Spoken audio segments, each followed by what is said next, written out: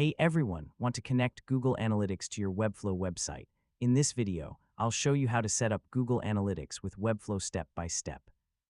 First, open your web browser and sign in to your Google Analytics account. Open the property you want to connect to your Webflow website. Next, create a *web data stream* if you haven't already. Once it is ready, copy your *measurement ID from the stream settings. Now sign in to your Webflow account and open the project you want to track. Next, go to *project settings*, then open the *integrations* or custom code * section, depending on your Webflow project setup. Webflow lets you connect Google Analytics either by using the measurement ID or by adding the Google tag manually.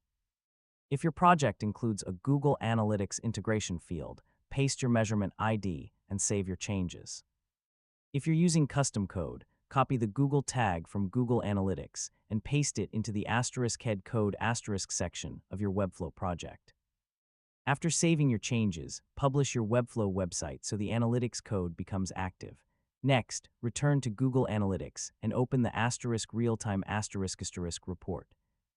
Visit your Webflow website in a new browser tab and confirm that your visit appears in the real-time dashboard. Finally, let Google Analytics collect data over time, then use the reports section to monitor visitors, traffic sources, engagement, and website performance. And that's how to connect Google Analytics to Webflow. Once everything is set up correctly, you'll have valuable insights to help optimize your website and make better marketing decisions. Thanks for watching, and don't forget to subscribe for more easy technology guides.